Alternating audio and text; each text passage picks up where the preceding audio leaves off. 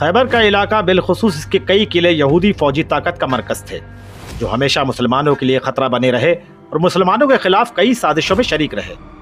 ان سازشوں میں غزوہ خندق اور غزوہ احد کے دوران یہودیوں کی کارروائیاں شامل ہیں۔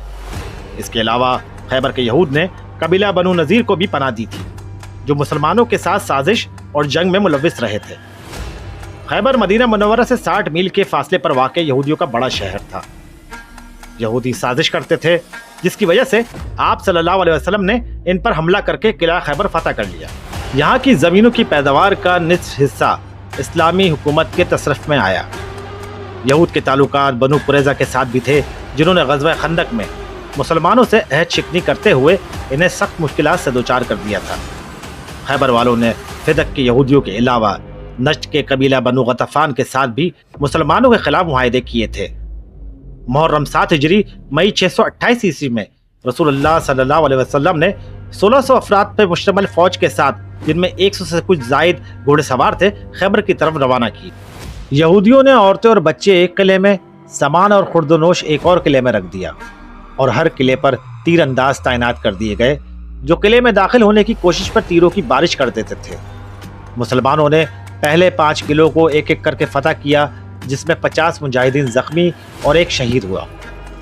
یہودی رات کی تاریکی میں ایک سے دوسرے قلعے تک اپنا مال و اسباب اور لوگوں کو منتقل کرتے رہتے۔ باقی تو قلعوں میں قلعہ قموز سب سے بنیادی اور بڑا قلعہ تھا۔ وہ ایک پہاڑی پر بنا ہوا تھا۔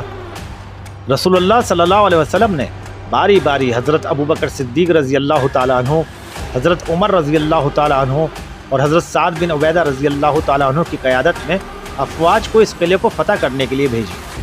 اگر مسلمان کامیاب نہ ہو سکے تو رسول اللہ صلی اللہ علیہ وسلم نے ارشاد فرمایا کہ کل میں اسے علم دوں گا جو اللہ اور اس کے رسول سے محبت کرتا ہے۔ اللہ اور اس کے رسول بھی اس سے محبت کرتے ہیں، خدا اس کے دونوں ہاتھوں سے فتح عطا کرے گا۔ یہ سن کر اصحاب خواہش کرنے لگے کہ یہ سعادت انہیں نصیب ہو۔ اگلے دن رسول اللہ صلی اللہ علیہ وسلم نے حضرت علی رضی اللہ تعالیٰ عنہ کو طلب کیا۔ صحابہ کرام نے فرمایا انہیں آشوب چشم ہے، لیکن جب حضرت علی رضی اللہ تعالیٰ عنہ آئے تو رسول اللہ صلی اللہ علیہ وسلم نے اپنا لعاب دہن ان کی آنکھوں میں لگایا، جس کے بعد تا زندگی انہیں کبھی آشوب چشم نہیں ہوا۔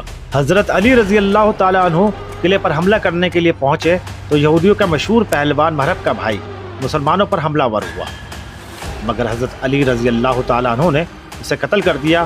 اس کے ساتھ ہی بھاگ گئے۔ اس کے بعد مرہب میدان میں اترا۔ اس نے ذرہ، بختر اور خول پہنا ہوا تھا۔ اس کے ساتھ ایک زبردست لڑائی کے دوران حضرت علی رضی اللہ تعالیٰ عنہ نے اس کے سر پر تلوار کا ایسا وار کیا کہ اس کا خول اور سر درمیان سے 2 ٹکڑے ہو گیا۔ اس کی ہلاکت پر خوفزدہ ہو کر اس کے ساتھی بھاگ کر قلعے میں پناہ گزین ہو گئے۔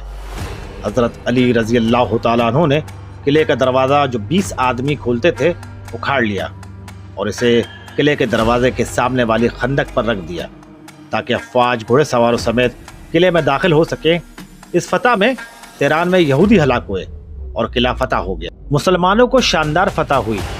رسول اللہ صلی اللہ علیہ وسلم نے یہودیوں کو ان کی خواہش پر پہلے کی طرح خیبر میں رہنے کی اجازت دی اور ان کے ساتھ معاہدہ کیا کہ وہ اپنی آمدنی کا نصف حصہ بطور جزیہ مسلمانوں کو دیں گے اور مسلمان جب مناسب سمجھیں گے انہیں خیبر سے نکال دیں گے۔ اس جنگ میں بنی نذیر کے سردار حی بن خطب کی بیٹی صفیہ بھی قید ہوئی، جن کو آزاد کر کے رسول اللہ صلی اللہ علیہ وسلم نے ان سے نکاح کر لیا۔